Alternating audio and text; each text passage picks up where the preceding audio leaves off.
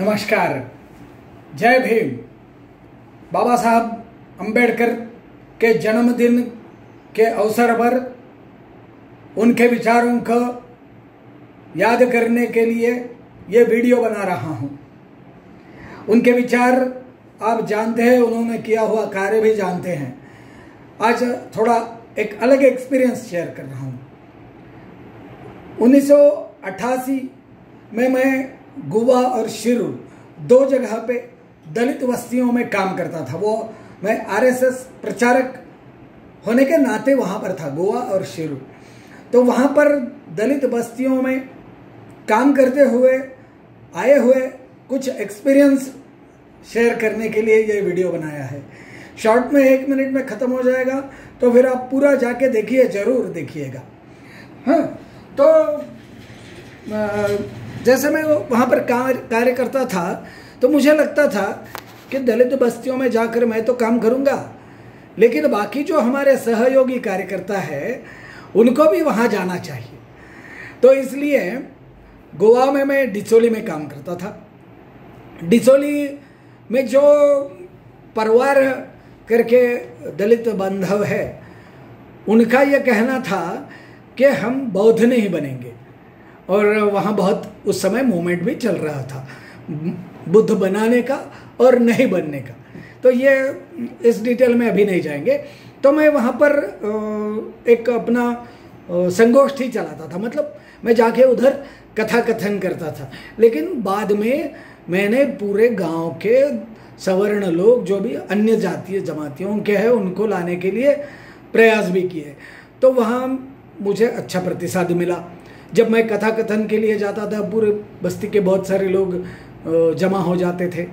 ज़्यादा बौद्धिक नहीं देना था, लेकिन कथा के अनुसार बताना था, तो अच्छा चल रहा था। लेकिन बाद में गांव में से लोग ज़्यादा उधर आए, इसलिए मेरे अलावा और अलग अलग स्वयंसेवकों को वहाँ मैंने बौद्धिक के लिए या कथा कथन के लिए बुलाना शुरू कर दिया। तो बहुत सारे अन्य जाति के स्वयंसेवकों का भी उधर आना हो गया।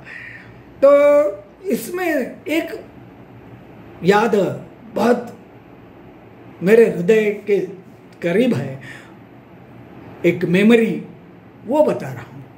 तो उस समय उन्होंने बड़े प्यार से मुझे खाना खाने के लिए बुलाया, और मैं बोलता हूँ कि वो जो खाना है वो शाही खाना, उसमें क्या त्रुटियां है वो मुझे बाद में पता चल रही है, लेकिन उस समय मेरे लिए सबसे शाही खाना है।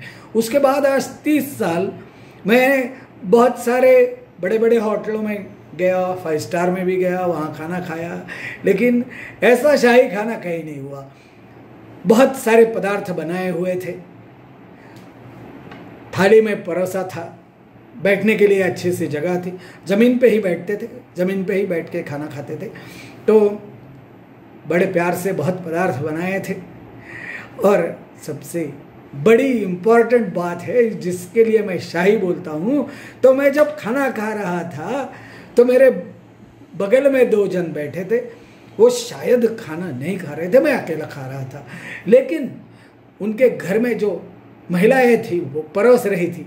तो वो 2-3 महिलाएं परोसने के लिए आती थी, और बाकी पूरी बस्ती मतलब ये कहने की पद्धति है, बहुत सारे लोग मेरे इर्द गिर्द, मेरे सर्कल करके मेरे पास, मेरे सामने मेरा खाना देख रहे थे। भाई और बहनों, क्या प्यार था। मेरी माँ ने जब मुझे बचपन में खाना खिलाया होगा, वो जो प्यार है वो प्यार मुझे वहाँ देखने को मिला। इसलिए मैं इसको मेरा सबसे यादगार खाना बोलता हूँ। अभी उसमें एक त्रुटि है जो मुझे बाद में पता चल रही है, वो ये है कि शायद अभी तो 33 साल हो गए ना, तो ये लग रही है कि शायद मेरे साथ खाने वाला कोई नहीं था। तो ठीक है, चलो 33 साल गुजर गए। बाबा साहब ने जो काम किया उसका परिणाम है कि मैं जा पाया, मेरा स्वागत हुआ। बाबा साहब की प्रेरणा है, डॉक्टर हेडगेवार की प्रेरणा है, मैं वहाँ जाके काम कर पाया। संबंध आया।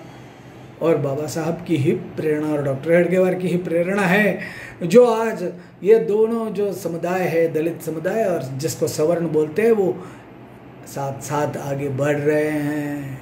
हिंदू समाज के दोषों को निराकरण करने की जो क्षमता हिंदू समाज में है, उसका ये प्रतीक है। और उसी कारण फुले और अंबेडकर इस देश में हो पाए।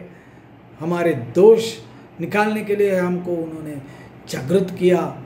तो यही आज के मेरे कथन का इम्पोर्टेंट भाग है। बाकी तो आप बहुत पढ़ सकते हैं, बहुत वीडियोज़ हैं, सब कुछ है। ये एक अलग चीज़ थी, इसलिए मैंने आपको बता दिया। धन्यवाद।